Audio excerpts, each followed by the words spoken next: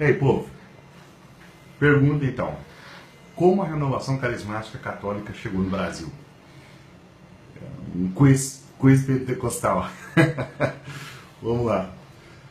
Em 1966, o seminarista, né, Eduardo Dougherty veio para o Brasil.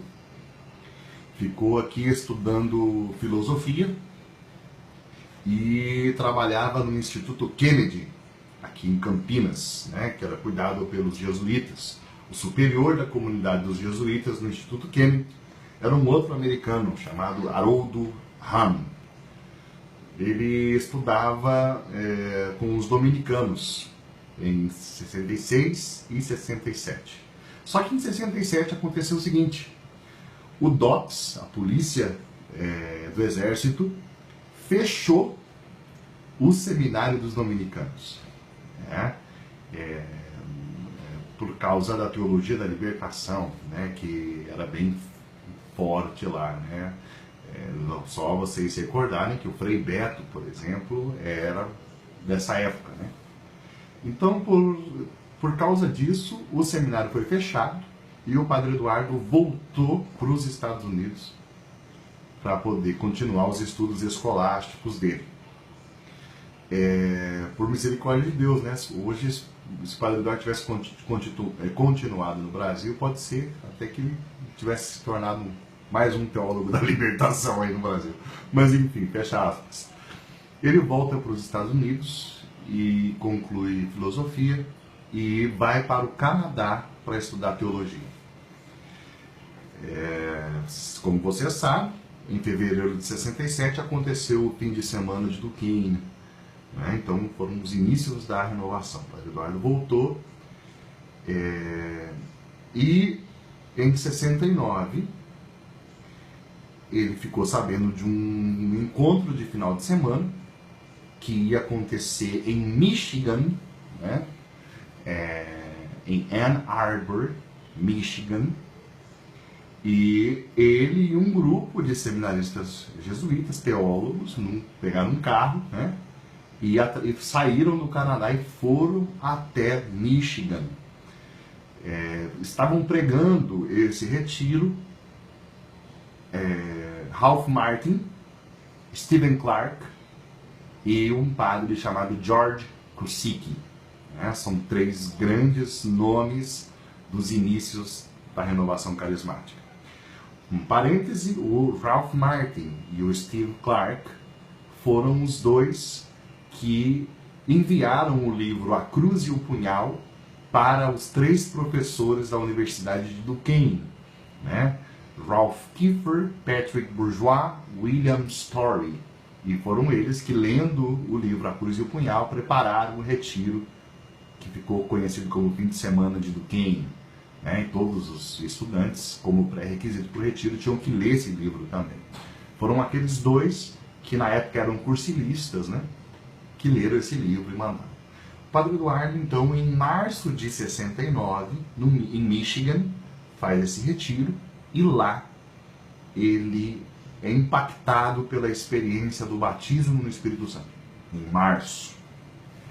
Nas férias daquele mesmo ano, o Padre Eduardo, ainda seminarista, teólogo, vem de férias para o Brasil e traz para o Padre Haroldo Hahn um livro chamado Aglow with the Spirit, né? Abrasado do Espírito, vamos traduzir assim, né?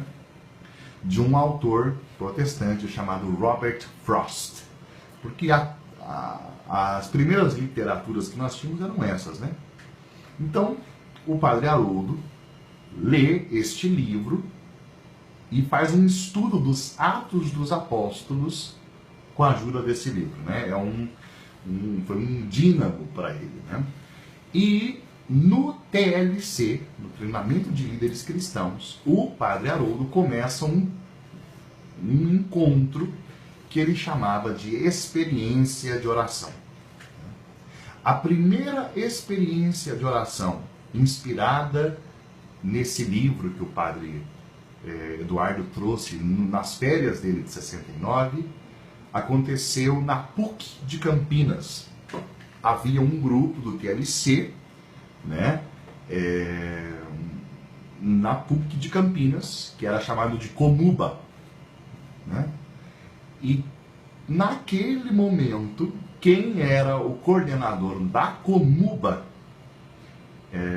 em 69, naquele momento do retiro, era um jovem chamado Reinaldo Bezerra dos Reis.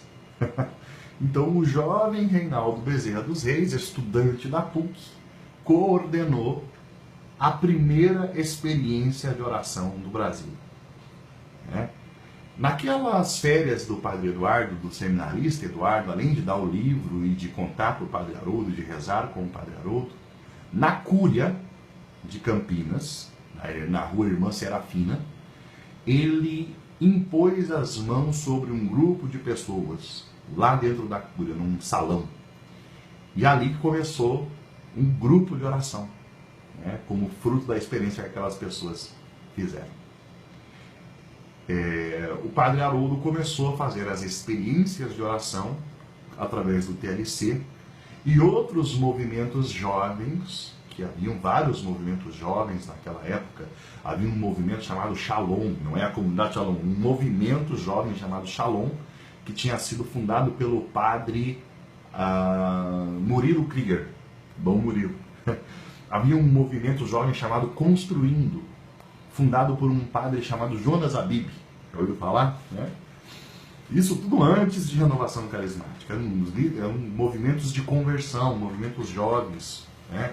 Também movimentos querigmáticos, vamos chamar assim. Então as experiências de oração começaram a acontecer, né? E esses jovens faziam experiência do batismo do Espírito Santo e voltavam para os seus movimentos, ligados ao cursilho de cristandade, ligados ao TLC, ligados ao Construindo, ligados ao Shalom, né? Em 1972, o Eduardo volta como padre para o Brasil.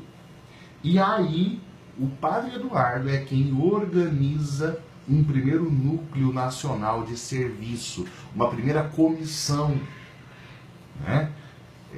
Em 73, Dom Cipriano Chagas promove uma reunião com os líderes da renovação, que já existiam, já existiam pequenos núcleos de gente que tinha experimentado o batismo do Espírito Santo pelo Brasil.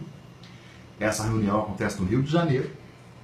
E em 74, em Itaici, Padre Eduardo e Padre Haroldo coordenam o primeiro Congresso Nacional da Renovação Carismática. Um dos pregadores foi o Padre Robert de Grandes. Então, foi assim que a Renovação Carismática chegou no Brasil. Um abraço.